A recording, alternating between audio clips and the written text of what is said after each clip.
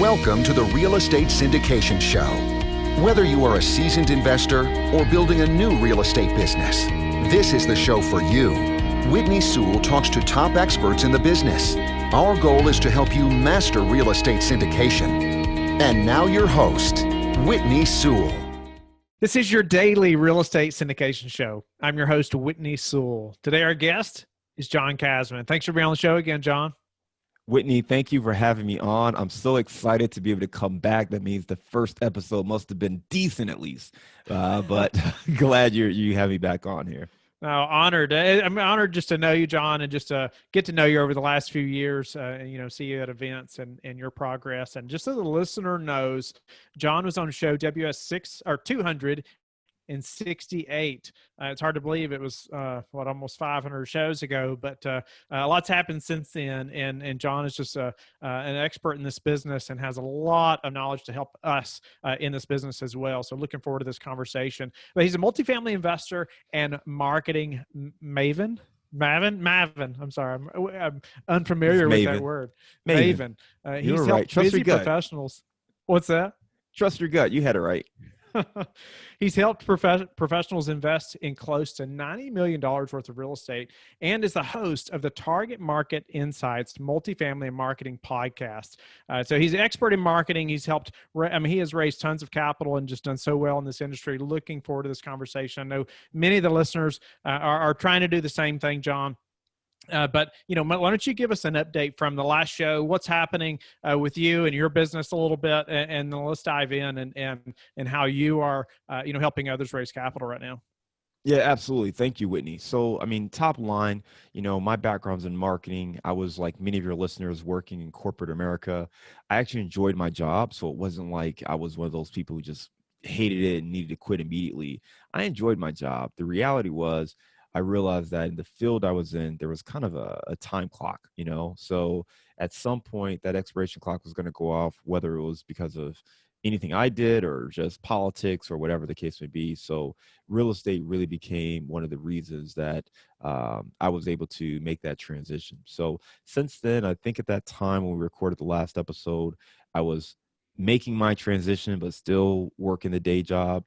We've officially gone full-time into real estate since then. We are constantly evaluating deals, looking for opportunities, and getting really close on a couple projects. We're really excited about these opportunities we have coming up here, and continue to work with other people, and trying to help others as much as we can, sharing information. You mentioned the podcast, Target Market Insights.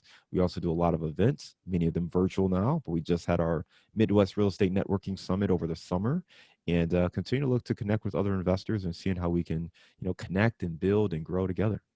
Nice. Well, let's just jump in and to some of the things you've learned, some of the things you have perfected, and even helping others to raise capital in this business, and just start. I guess let's just jump right in so you can get us started. And I know there's going to be lots of questions I know the listeners have as well, but let's just jump in. Yeah, absolutely. Listen, the very first thing is that mindset, right? There's people who come into it and say, "Hey, I want to raise $5 million," and there's people who say, "Hey, I want to buy real estate, but I don't have all the money I need to buy real estate," right? So there's a mindset thing, and part of what I found is, you really do have to come into this with the right mindset. And what I mean by that is, it's not about you and what you want to get out of it. It's really about helping other people and serving other people. And that took me a while to figure out myself, right? Because I built my own personal portfolio starting out. I had a, $1.5 million personal portfolio. I finally got to the point where, I was talking to other people, other more successful investors, and they all told me, listen, if you really want to scale, if you really want to grow in multifamily, it is truly a team sport. You have to partner with other people if you're going to scale. So that made me shift my mindset from, how do I get extra capital to help me do this deal, to, okay, what value can I provide to someone else so that they're willing to partner with me, even as a limited partner, even as a limited investor who's just doing capital. But it does take a shift in mindset, because there's unnecessary pressure on yourself if you feel like you are asking people to help you. right? It's like asking for a donation for a cause, or maybe doing like a multi-level marketing thing where you're trying to get these people together and you're trying to convince them that, hey, this is a great thing you want to do, you want to get into it, right? And that's not the position you want to be in. And if you've ever felt trepidation when it comes to connecting with other people, raising capital, or trying to get people to partner with you, it probably comes from the fact that you feel like you're trying to convince someone that you have something that they want or that they need, versus coming from a position of serving them and letting them identify whether or not it's a product for them. It's just like if I decided to become a baker, you know, I wouldn't try to run around and get all of my friends and family to buy cakes from me. But what I would do is say, Take it back. hey, Take it back now. yeah. But what I would do is I would reach out to them and say, hey guys, I'm opening up a bakery. Do you know anyone who is interested in cakes? Some of the clients that are ideal are anyone who has a birthday coming up, anyone who has a wedding coming up, or anyone who has any kind of anniversary. So if you can identify the types of people who are best clients for yourself, then you can make it easy on the people in your direct network to help you grow your business. It's the same thing when it comes to raising capital for deal. It's not about going to get your aunt or your uncle or your grandma or your best friend to invest with you. It's about sharing what you do, helping them understand who is the best client or customer or contact for your business. Who do you serve? Who do you help? And then allowing them to help you identify who that core person is.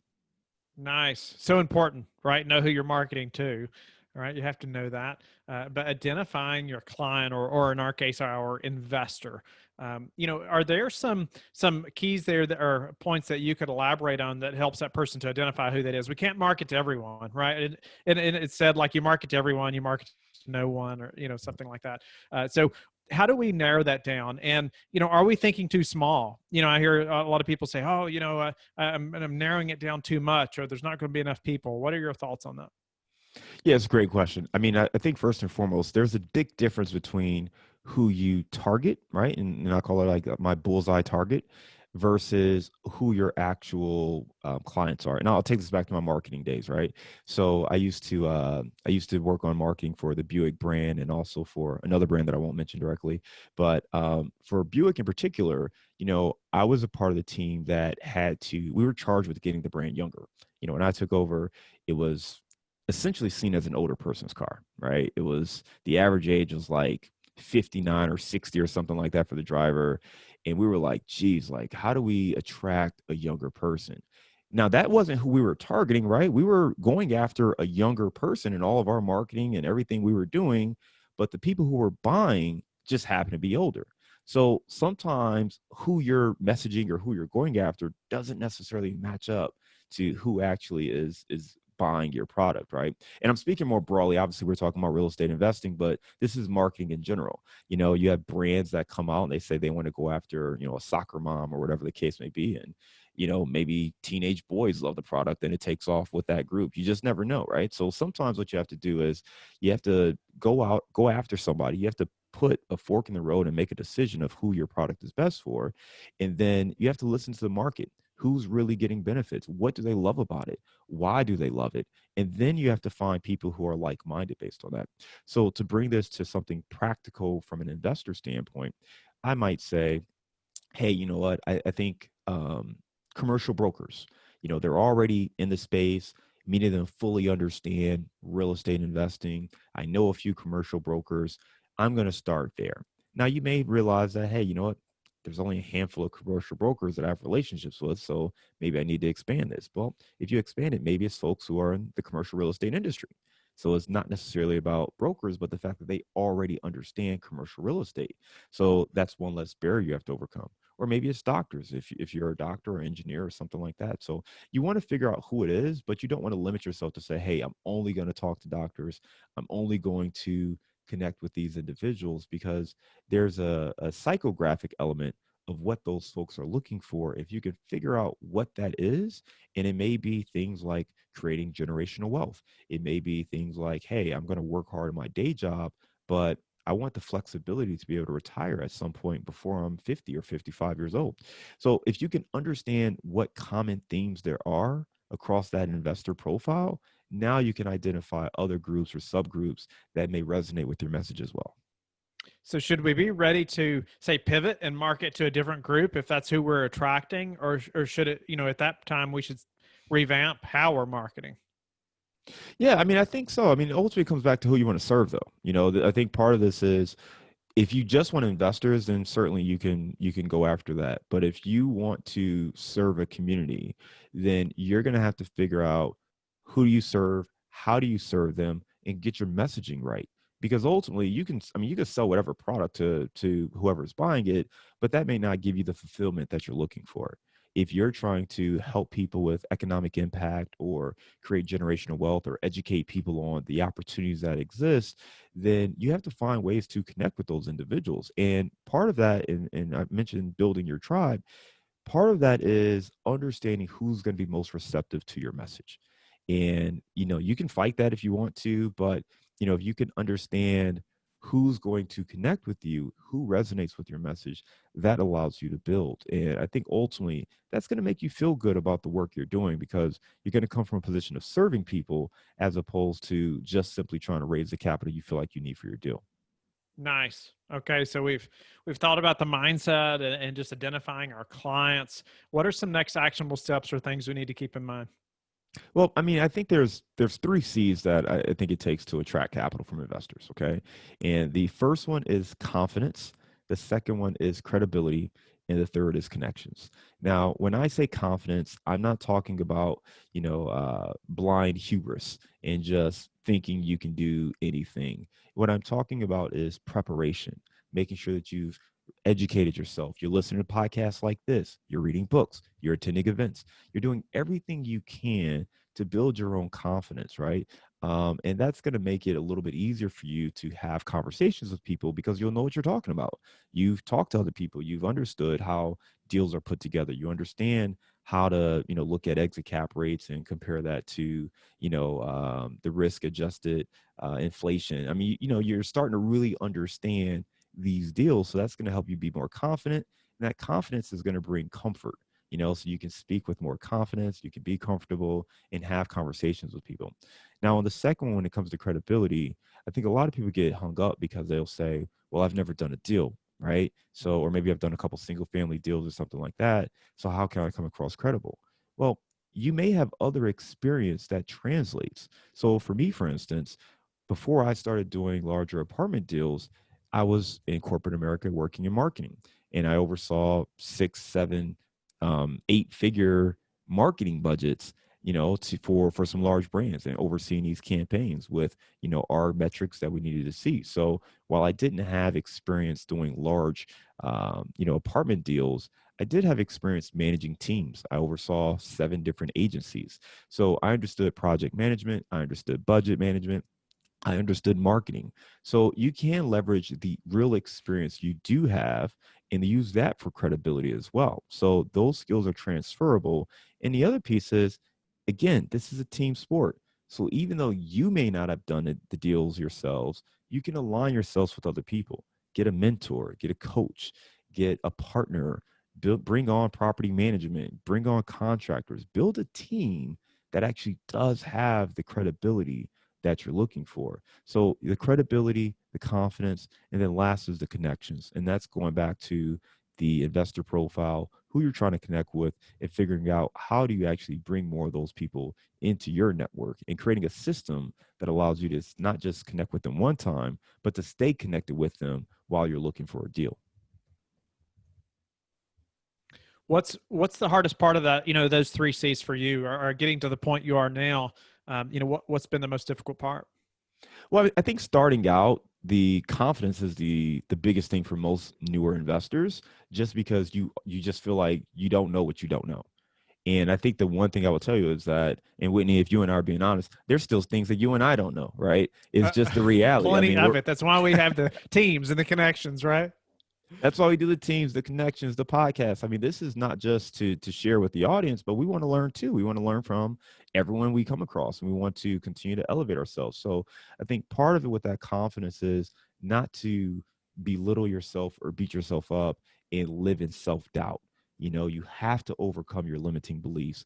Get to a point where you feel like 80 to 85% of the material, and then you got to take action. You're going to learn from actually doing, not from listening to me and Whitney all day. So, you have to take action. So I think the confidence for most new investors is the biggest challenge, because they just feel like they just need to learn a little bit more. They just need to attend another event. They just need to read another book before they're ready to pull the trigger. And it's always going to be that. There's always going to be something that you don't know, and something that, in the back of your mind is telling you you're not ready. And you just have to ignore that and just really think about, how do you overcome those obstacles? And that's why I think the confidence and credibility really go together.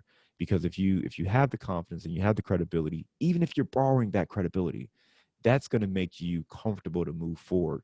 And I would say anybody who's confident and credible, or is confident but not credible, they're really just being cocky, right? Because if you don't have the credibility around you, you just assume you could go take down a 200 unit deal and you have no experience and you're trying to do it by yourself. You're just cocky and you're going to fall on your face. So you definitely want to make sure that you're taking all of those steps together. Bedford's cost segregation specializes in generating significant tax savings via their engineering-based studies for commercial real estate clients nationwide. Founded in 2002, Bedford is one of the largest independently owned cost segregation providers in the country, with over 14,000 studies completed to date in multiple offices throughout. The most important decision ownership can make when incorporating cost segregation within their real estate portfolio is selecting the right provider. With only 43 certified cost segregation professionals nationwide, Bedford is proud to employ 8 of them and takes the quality of their people as seriously as their studies. Every certified cost segregation professional has passed a rigorous test combining knowledge of technical engineering issues, legal tax issues, ethics standards, and requires a strict level of prior work experience to be eligible. Bottom line, not all cost segregation providers are created equal, so be sure to take the decision seriously from the beginning to protect yourself for years to come. Please contact Bedford's Business Development Director, Frank Judici, to learn more. Yeah, I love the 3 C's that you laid out, because I feel like they're so intertwined. And even, I mean, it is so important, right? You're talking about like having a mentor, having that team, having the people around you. I'd be the first to say I don't know everything about this business, but it's because of the team, right? That we've built. And so I don't have to know everything, but I'm smart enough to know that I'll never know everything about, parts of this business, but that's somebody else's, or somebody else on the team's the expert in that part, right? Not myself. So, confidence, credibility, connections. One thing about the credibility I wanted to ask you, reaching out, building that team, so you're kind of borrowing other people's credibility as well. Are there ways that you went about that helped you to be successful doing that? It's such a big piece of getting started in this business, is partnering with other operators usually. So do you have any advice around that for the listener?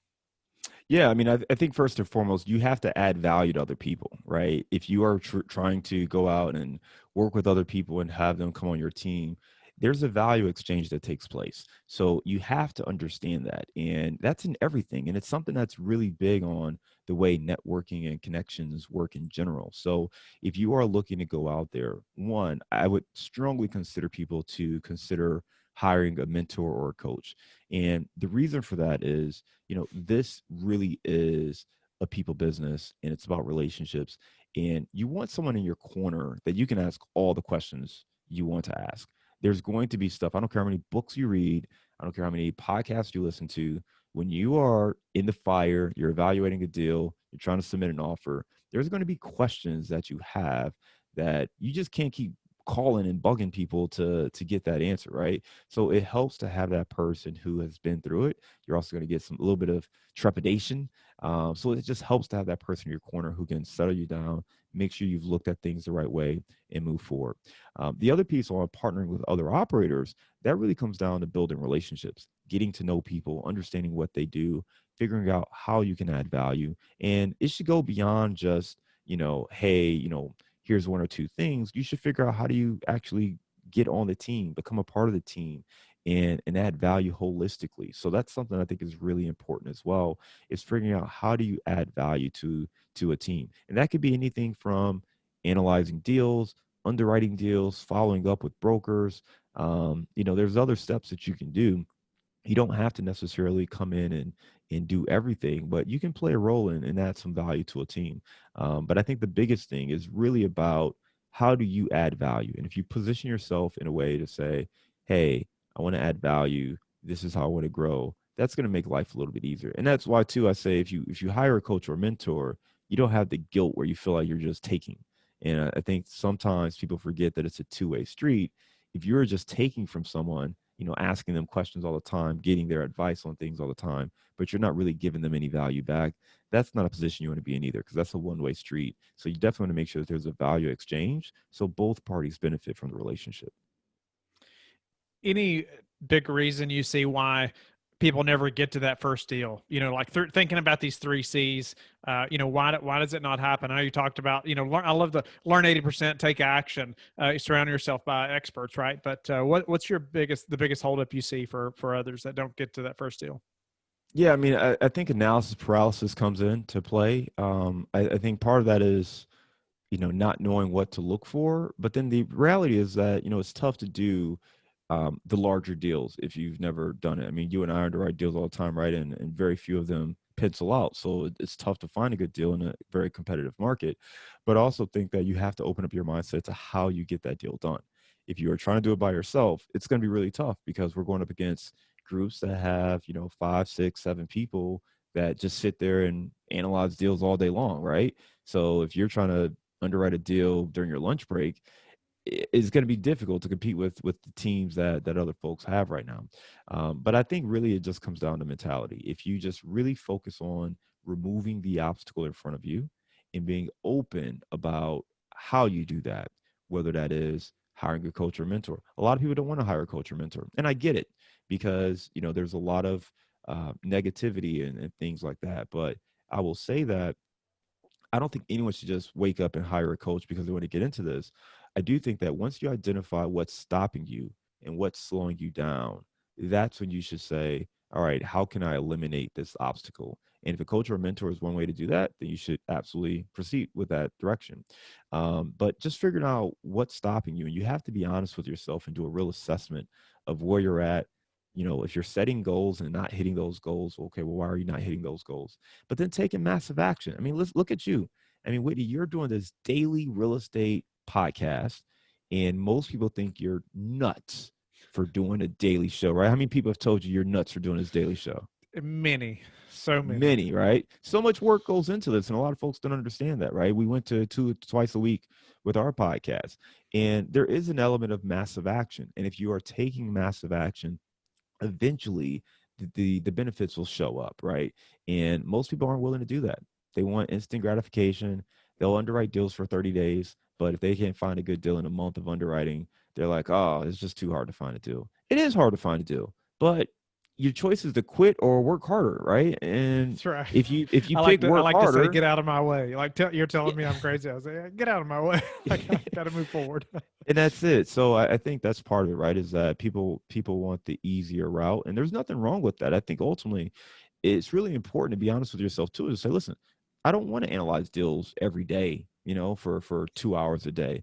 That's not why a lot of you don't get into real estate syndication for that reason. They get into it for freedom of choice, independence, more time with their family. So if that's what you're seeking, you may want to be more on the passive side.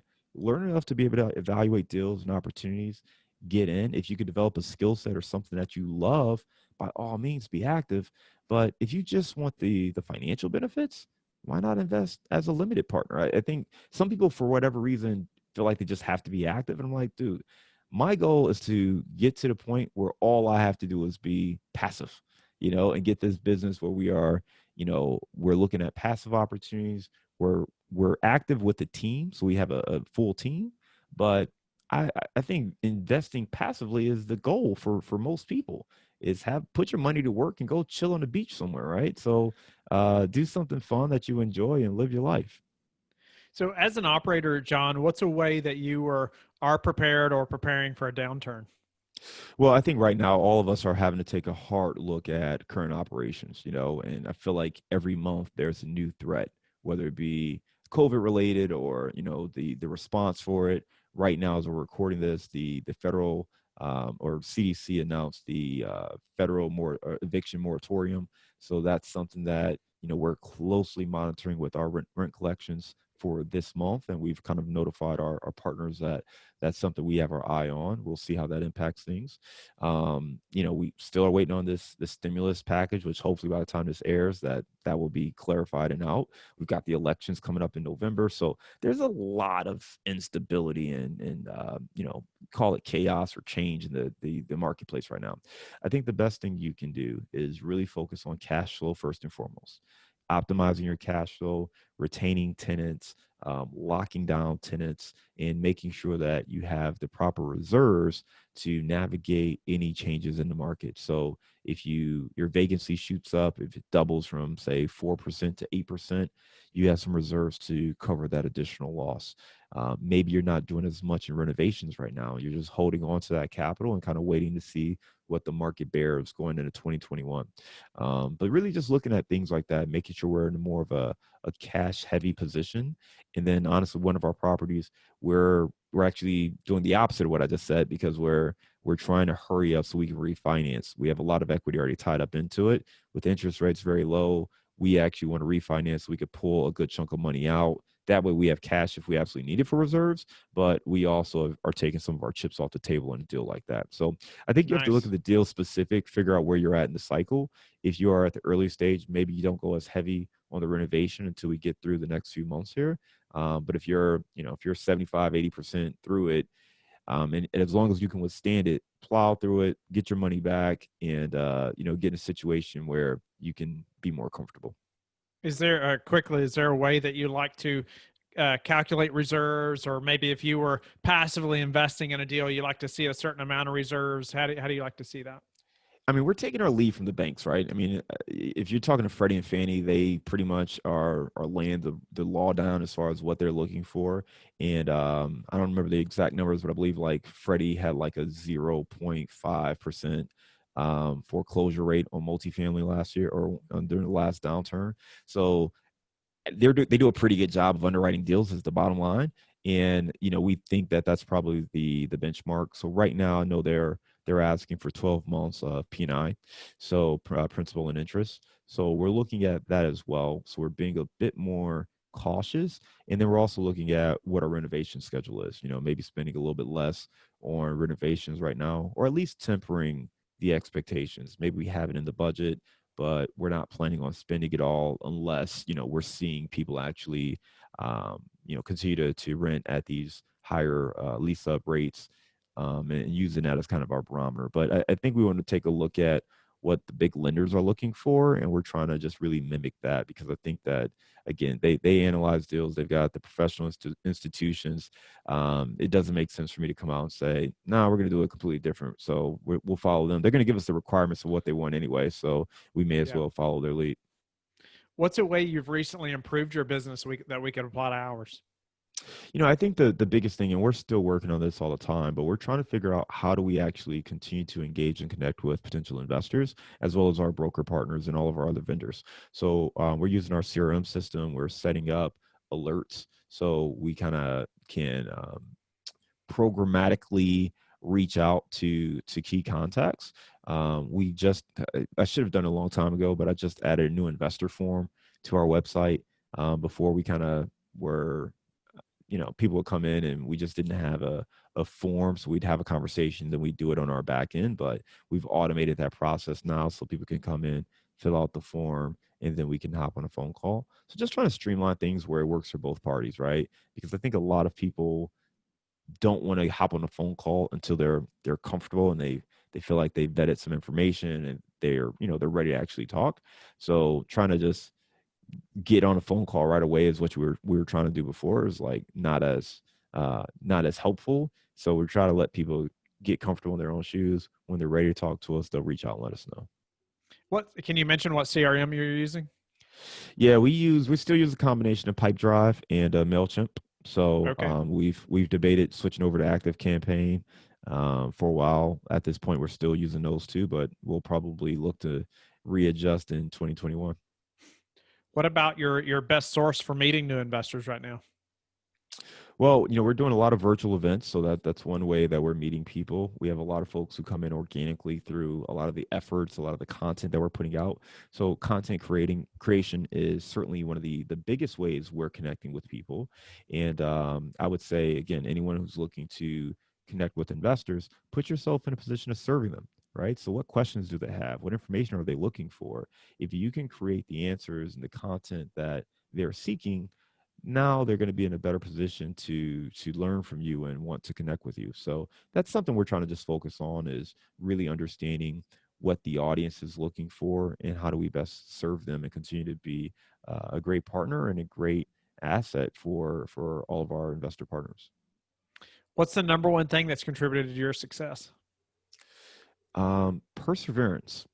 I can take a loss like nobody else. And what I mean by that is, it's we talked about not seeing results, and it took from the time I hired my coach to the time I did the first, and I had already done one commercial deal. So I did an 8-unit commercial deal.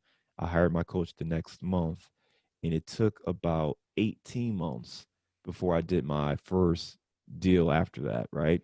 So that was longer than I anticipated, and a lot of that was me. So I had to reflect and try to figure out, okay, what could we do better here? I wrestled in high school, and I literally lost every match my freshman year. My record shows that I won 4 matches, but every time I beat a guy named Forfeit. So it's but I came back, and my senior year when I was done wrestling, my name was on the board for career wins. So it's one of those things where I don't quit, and A lot of probably good lessons right there. yeah, sometimes I'm not there. Some folks will always say, you should quit that. You're not that good. And it's like, I will get good, because it's not about natural skill. And I've learned that it's not about waking up and being great at something. It's about practice and putting in the work. And if you are committed to something, and if you're willing to invest the time and energy to get better at it, sure, I may not be able to play basketball as good as, Kobe Bryant or someone like that. But I can get to the point where I can be a solid player. And that's really the goal here. And I think when it comes to real estate, the beauty is that this isn't like the tech space where we're developing world-class apps and I got to develop a better Facebook. Like, I don't have to compete with you, Whitney. I don't have to underwrite better than you. I don't have to do anything better than you. There's so many apartments out there. I just have to find deals that work for us and our investors, right? So that makes life a lot easier because I'm really just competing with myself. And I think once you understand that you're competing with yourself, you are trying to better your underwriting skills, better your negotiation skills, and really developing everything you need to be the best version of yourself. Life gets a lot easier, and you don't have to, there's no one to blame. There's none of that stuff. You just have to look in the mirror and say, all right, how can I get better today? And if you're willing to commit to that, I think you can thrive. It may not be as soon as you want or hope, but if you stay committed to it, you will see results. Love that. You just need to be better than you were yesterday, right? Don't compare yourself to other people. So no, that's awesome, John. Great words of wisdom, no doubt about it. And tell us how you like to give back. Yeah, one of the biggest things right now is I'm on the board for a company called Surge for Water, and Surge helps underprivileged countries with sustainable water solutions, as well as personal hygiene. So we are working on our gala event coming up in October. So really excited about that. That's one of the biggest things, really. So we are helping to provide water, and water is one of those things that we take for granted, right? I mean, we turn on a faucet and water comes out, and it's safe in drinking, and we're so first class problems that many of us won't even drink the water that comes out of the faucet unless it's filtered, right? So in these countries, they're basically just drinking out of the well or the river or whatever that's coming, and this water hasn't been filtered at all, and it's filled with E. coli and bacteria. So we actually go in and help to create filtering systems. So it's not delivering water bottles or anything like that. We create filtering systems and teach them how to go in and create sustainable solutions so we can leave.